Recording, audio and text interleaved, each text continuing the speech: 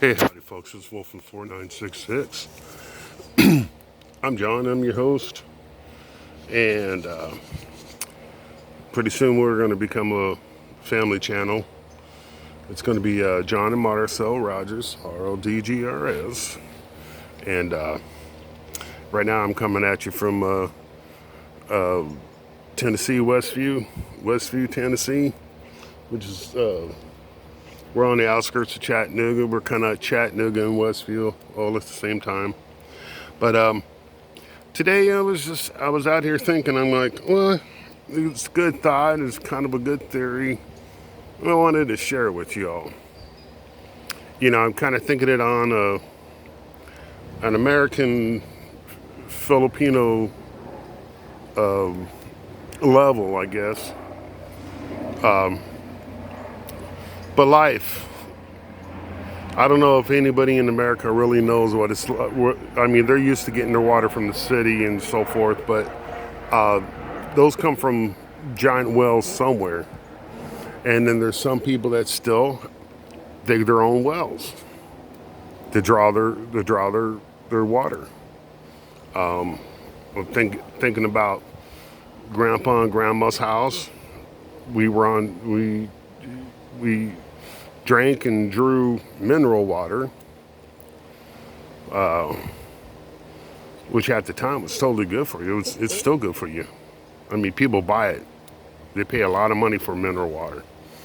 But here's my theory, and this is my opinion, my theory only, and it's not to impose on anybody else. We're gonna look at the woods and talk. I'm not gonna do much or any face shots, but my theory is life is like digging a well.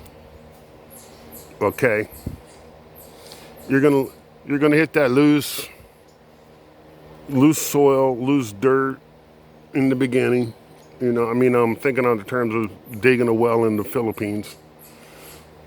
You're gonna hit that first couple layers is gonna go like a breeze, and then it gets tougher. You hit coral stone or coral rock or which brings up the extreme difficulty level.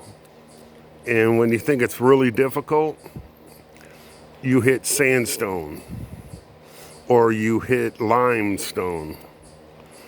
And then you start seeing water and you get all excited, all right, we got some water.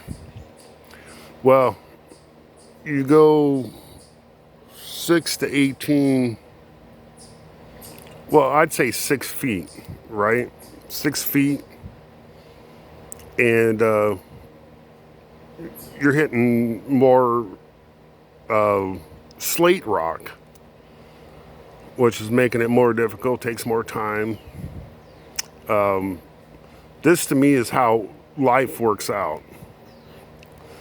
And then you got, okay, you're down to where you have 15 feet, which is a lot, 15 feet of fresh water. And you're like, well, let's see how much more we can get. You don't need no more than 15 feet, folks. You need to know when to stop and be happy with what you have. Thus is life. Number two, some people think, well, okay, wow, we're past the slate stone and we're starting to see sand. Coral sand, broken up sand, whatever. It's a softer, easier to remove. And they go, well, let's see if we can get 20 feet. Okay, you should have been happy with 15. So probably about 20 to 25 feet of well, which is really deep. And you shore all that up and it's all secured, and you want to go down another 5 feet or 2 feet. And then you get greedy and you go, wow, man, we could have 25, 30 feet of water. Here's what happens, folks. Just because it got easier doesn't mean it's smooth sailing after that. Because in the Philippines, if you go too deep, you end up getting seawater. You end up getting salt water or a brine. It's all over then, man. You can't use that well no more. Not for drinking or watering your plants or poultry or anything else. So, think about that part. That was my thought. That was my theory. And life's like digging a well, man. You want to dig to sustain. You don't want to dig to overcompensate. And that's about it on that one. I just thought I'd share that with you. It was a thought. Take easy, everybody, and be good. Be yourselves. Be civil.